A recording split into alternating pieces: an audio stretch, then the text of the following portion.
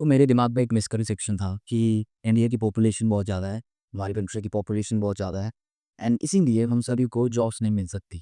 मिलेगी तो कुछ लोगों को मिलेगी, बाकी वो नहीं मिल सकती। फिर मेरे दिमाग में बात आई कि बहुत सारे पॉलिटिशियंस और एंटरप्रेन्योर्स बोलते हैं कि ज़्यादा से ज़्यादा बिज़नेसेस होंगे हमारी कंट्री में, तो ज़्यादा से ज़्यादा जॉब्स प्रोड्यूस होंगे। और मैं अपने दिमाग में ये लेके चल रहा था कि बिज़नेसेस की कमी तो नहीं है, हमारे देश में बहुत ज़्यादा है।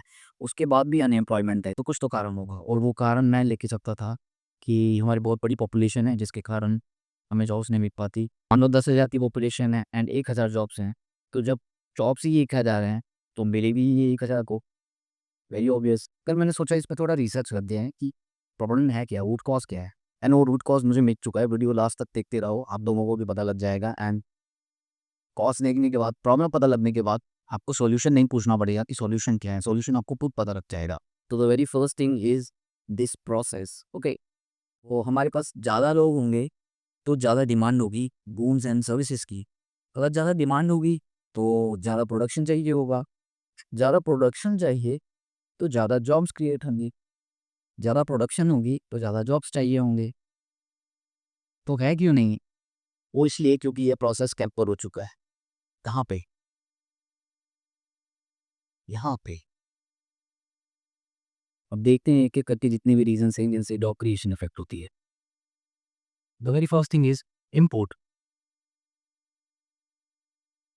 हम इंडिया में हर साल बहुत ज़्यादा इम्पोर्ट करते हैं फॉरेन कंट्रीज से हमारी नीड्स को पूरी करने के लिए। तो इस इम्पोर्ट वाले प्रोसेस से हमारे पास कुछ जॉब्स तो क्रिएट होती हैं, कुछ बहुत थोड़ी, ठीक है? मिडल मैन वाली जहाँ पे एक से लेके दूसरे को बेचा जाता है, उनको मिडल मैन बोल देते हैं। तो बिल्कुल ना के बराबर जॉब्स बोल सकते हैं एज़ कम्पेयर टू अगर कोई फैक्ट्री हो प्रोडक्शन की, उसके मुकाबले। Next is automation. तो क्योंकि business are driven by the profits, उनको ज़्यादा से ज़्यादा प्रोसेस एंड ऑपरेशंस को ऑटोमेट करना है। क्यों? क्योंकि उनको कॉस्ट रिड्यूस करने हैं, ठीक है? Reduce the cost. उसके बाद एफिशिएंसी, जो सिंपली मीन्स कि स्पीड हो लो, एफिशिएंसी बढ़ानी है एंड ओवरऑल जो प्रोसेस है या फिर ऑपरेशन है उसको ऑप्टिमाइज़ कर देगा। मान लो जैसे कि अ, मैनुअल वर्क है किसी भी फैक्ट्री में, प्रोडक्शन हाउस में, उसके नंबर ऑफ स्टेप्स हैं 1 2 3 4, उनको किसी मशीन से, हार्डवेयर मशीन से या फिर सॉफ्टवेयर मशीन से उसको ऑटोमेट कर दिया जाएगा। एंड याद रखना कि कोई भी प्रोसेस अगर ज़्यादा से ज़्यादा ऑर्गेनाइज्ड है, वो जितना ज़्यादा ऑर्गेनाइज्ड है उतना ही ईज़ी है उसे ऑटोमेट करना एंड जितना ज़्यादा अनऑर्गेनाइज्ड है उतना हार्ड है उसे ऑटोमेट करना। एंड अगर उसमें ह्यूमन की भी इन्वॉल्वमेंट है तो ये ऑटोमेशन थोड़ा हार्ड हो जाता है। बट हमेशा टारगेट यही रहता है कि ज़्यादा से ज़्यादा प्रोसेसेस को ऑटोमेट किया जा सके, जिससे कॉस्ट रिडक्शन हो जाए एंड एफिशिएंसी हो जाए। जिससे होगा क्या, अल्टीमेटली पहले जो हमारे पास 10 वर्कर्स थे वो अब 4-5 इतने में हो जाएगा। Next point is about big retail chains. And India में आप अगर बिग रिटेल चेन्स को देखोगे तो आपको कुछ पॉइंट्स देखने को मिलेंगे, जैसे कि वो लोग कॉन्ट्रैक्चुअल हायरिंग करते हैं एंड जो स्टाफ होता है उनका वो हमेशा कम से कम हायर करते हैं। एंड ऐसा नहीं है कि इनके पास पैसा कम है, वो रिटेल का बिज़नेस ही कुछ ऐसा है कि प्रॉफ़िट्स निकालना बहुत ज़्यादा ईज़ी नहीं होता एंड इसीलिए वो इस तरह की टैक्टिक्स का यूज़ करते हैं to maximize the profits whatever they can. So अगली चीज़ है ईटिंग कॉम्पिटिटर्स। जो कंपनीज़ क्या करती है, अपने कॉम्पिटिटर्स को बाय आउट कर लेती है, उनको खरीद लेती है, तो उससे भी जॉब्स पे इफ़ेक्ट पड़ता है। बहुत ज़्यादा नहीं पड़ता बट पड़ता है। कैसे पड़ता है? वो क्या करती हैं कि मान लो पहले वाली कंपनी में 1000 लोग काम कर रहे थे एंड जो नई कंपनी जिसको खरीदा है, वहाँ पे 500 लोग काम कर रहे हैं। तो अब वो क्या करेंगे कि दोनों कंपनीज़ में जो कॉमन ऑपरेशंस हैं, कॉमन रूल्स हैं, उनको अ, एक में लाने का ट्राई करेंगे, एलिमिनेट करते जाएँगे जो भी कॉमन रूल्स हैं। एंड इससे होगा क्या कि पहले मान लो टोटल 1500 लोग काम कर रहे थे, अब वहाँ पे 1200 1300 ऐसे लोग काम करेंगे। तो कोई भी कंपनी अगर अपने कॉम्पिटिटर या फिर किसी स्टार्टअप को बाय आउट कर लेती है तो वहाँ से ले-ऑफ्स देखने को हमें अक्सर मिलता है। ये भी एक कारण होता है जॉब लॉस का। Next thing is gig economy platforms. तो ये प्लेटफ़ॉर्म्स क्या करती हैं, इंडिया की यंग पॉपुलेशन को हायर करती है on contractual basis for low wage jobs, okay? जहाँ पे उन्हें मोस्टली डिलीवरी टाइप की जॉब्स करनी होती है एंड पर पर टास्क और पर पैकेज उन्हें कुछ चार्ज मिलता है। इस टाइप की जॉब मोस्टली लो वेज वाली, अनसेफ एंड अनसिक्योर होती है। एंड ये कंपनीज़ यूजुअली क्या करते हैं कि फुल टाइम एम्प्लॉयमेंट को अवॉइड करने के लिए कॉन्ट्रैक्ट बेसिस पे रखते हैं। जो वो वर्कफोर्स है, जो इंडियंस हैं, वो भी एक्चुअली देखा जाए तो अ, मजबूर होते हैं ये वाली जॉब्स करने के लिए, क्योंकि अभी अनएम्प्लॉयमेंट बहुत ज़्यादा है। सो सबसे important point is capital holding. Okay, ये सबसे इम्पोर्टेंट पॉइंट है इस पूरी वीडियो का। तो कैपिटल होल्डिंग क्या है कि जितना कैपिटल या फिर वेल्थ हमारे पास है, किसी भी एक कैपिटलिस्ट के पास, किसी एक रिच पर्सन के पास, वो सारा का सारा कैपिटल अपने पास रखने की कोशिश करता है। वो इस डर में जी रहा होता है कि मैंने इतना कमाया है, अगर ये ख़त्म हो जाएगा तो क्या होगा? उसका स्टेटस एंड उसकी वेल्थ सारी चली जाएगी। तो वो यूजुअली इन्वेस्ट नहीं करते हैं। बट अगर वो एक्चुअल में इन्वेस्ट करता, तो हमारे पास रिसर्च में जॉब्स आती, आर&डी में, हमारे पास प्रोडक्शन में जॉब्स आती, नई-नई फैक्ट्रीज़ खुलती एंड इसी तरह से हमें नए जॉब्स देखने को मिल सकते थे। बट वेट, इन्वेस्ट तो वो लोग करते हैं, क्योंकि इन्वेस्ट नहीं करेंगे तो जो वेल्थ है उसकी वैल्यू डिक्रीज़ होती जाएगी, राइट? तो क्वेश्चन है कि वो लोग इन्वेस्ट करते कहाँ हैं? अगर वो यहाँ इन्वेस्ट करते तो हमें जॉब्स देखने को मिलता ऑटोमेटिकली। मैं ये वीडियो नहीं बना रहा होता। तो वो लोग इन्वेस्ट करते हैं स्टॉक मार्केट में, म्यूचुअल फंड्स में, बॉन्ड्स एक्सेट्रा में। तो प्रॉब्लम क्या है? प्रॉब्लम ये है कि जब वो लोग यहाँ पे इन्वेस्ट करते हैं, मान लो 100 करोड़ यहाँ इन्वेस्ट किया है, तो इससे रियल वर्ल्ड में जॉब्स नहीं क्रिएट हुई, ठीक है? मान लो 5 भी हो जाए तो वो ना के बराबर है। ब मुझे नहीं लग रहा कि कोई जॉब्स क्रिएट हुई अगर उन्होंने इन्वेस्ट किया, ठीक है? बट अगर वही 100 करोड़ वो कोई प्रोडक्शन हाउस, फैक्ट्री या फिर किसी रिसर्च में स्पेंड करता, तो हज़ारों नई जॉब्स आ सकती थी। बट उसने किया नहीं, तो प्रॉब्लम यहीं से स्टार्ट होती है। I don't know why they find it easy or less riskier to invest in the stock market and duplicate their money. वो इस ऑप्शन को वो लोग सिंपली ईज़ी मानते हैं इस ऑप्शन से, ठीक है?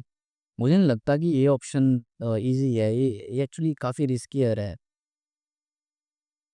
हो सकता है उनके इंटरनल कनेक्शंस हो जिससे वो मैनिपुलेट करते हों एंड डेफ़िनेटली इनको जो स्टॉक मार्केट है उसको इंटेंशनली मैनिपुलेट किया जाता है, इन्फ्लेट किया जाता है स्टॉक के प्राइसेस को किसी भी कंपनी के किसी भी कंपनी को अच्छा दिखाने के लिए उनके स्टॉक प्राइसेस को इन्फ्लेट करते हैं, जिससे इन्वेस्टर्स को लगे कि कंपनी अच्छे से रन कर रही है।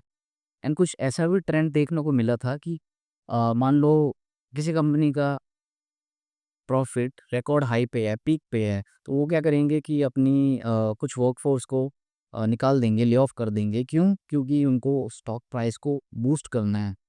तो यहाँ से शेयर मार्केट से स्टॉक प्राइस देख के लगता है कि कंपनी बहुत अच्छा कर रही है, बट मुझे नहीं लगता कि हमें स्टॉक प्राइसेस को देख के ये मान लेना चाहिए कि कंपनी बहुत अच्छा कर रही है, कंपनी के एम्प्लॉयी बहुत अच्छा कर रहे हैं।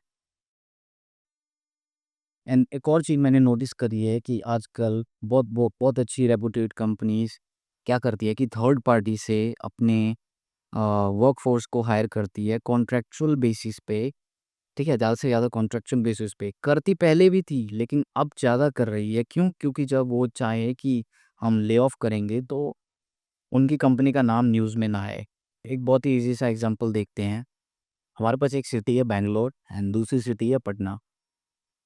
इस सिटी की पॉपुलेशन 14.4 मिलियन है according to some trusted sources up to 2025 and इस सिटी की पॉपुलेशन 2.7 मिलियन है। आप देख सकते हो कि पॉपुलेशन ऑलमोस्ट 5x है, ओके? तो यहाँ ज़्यादा पॉपुलेशन है, but that does not mean कि ये बैंगलोर सिटी पुअर है एंड पटना रिच है। तो यहाँ से जो हमारा मिसकंसेप्शन था, मेरा भी वो क्लियर हो जाता है कि more population does not mean कि वहाँ अनएम्प्लॉयमेंट होनी चाहिए।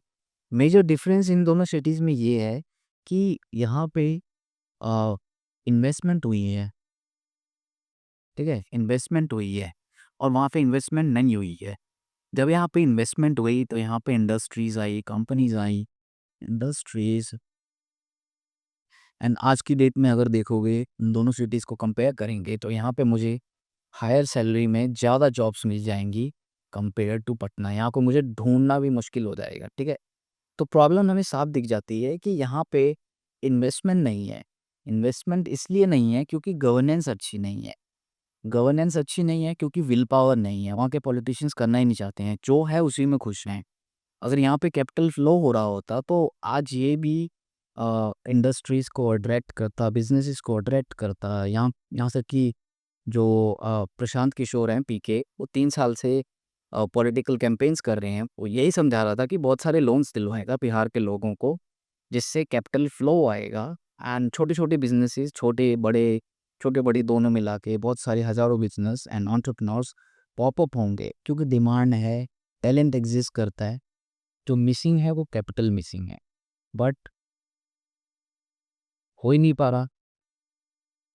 हमारे पास दूसरा एक एग्ज़ाम्पल है, हमारे पास दूसरा एक सिंपल एग्ज़ाम्पल है चाइना का।